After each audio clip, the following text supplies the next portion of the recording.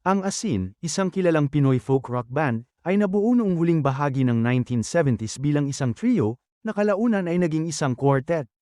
Orihinal na kilala bilang Asin ng Daigdig, kalaunan ay pinalitan sila ng Asin, na ginamit ang Filipino folk rock boom noong panahong yun. Ang core ng banda ay sina Mike Phil Ora Jr. at Cesar Banyares Jr., kalaunan ay sinamahan ni Lolita Carbon. Pinirmahan nila ang kanilang unang kontrata sa pag-record noong 1978, at inilabas ang kanilang unang album noong 1980.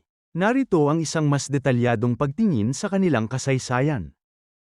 Mga unang taon, ang pundasyon ni Asin ay inilatag noong 1976, kasama sina Mike Phil Ora Jr. at Cesar Banyares Jr., na bumubuo sa nukleus ng grupo. Sumama sa kanila si Lolita Carbon nang maglaon, at nakilala sila bilang Asin ng Lupa, bago pinalitan ng pangalan na Asin. Tagumpay at ebolusyon, ang unang kontrata ng pag-record ng banda ay dumating noong 1978, at inilabas nila ang kanilang debut album noong 1980. Naranasan nila ang tagumpay sa panahon ng kilusang Pinoy rock na naiimpluwensyahan ng mga kanlurang folk artist. Turbulence at hiatus, sa kabila ng kanilang tagumpay, ang paglalakbay ni Asin ay hindi walang mga hamon. Ang iba't ibang mga salik, kabilang ang mga personal na relasyon at mga isyu sa negosyo, ay humantong sa mga panahon ng pakikipagtulungan at pahinga, na kalaunan ay nagtatapos sa isang formal na pag-disband noong 1990.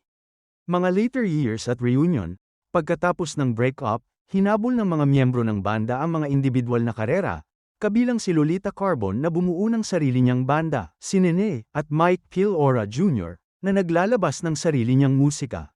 Nagkaroon ng mga reunion at konsyerto, kabilang ang isang tribute concert noong 2010 para parangalan si Cesar Banyares Jr., na trahedyang pumanaw noong 1993.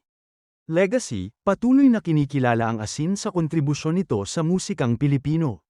Ginawaran sila ng Mix Magna Award sa Mix Music Awards 2021, na nagpapatatag sa kanilang lugar sa kasaysayan ng musika.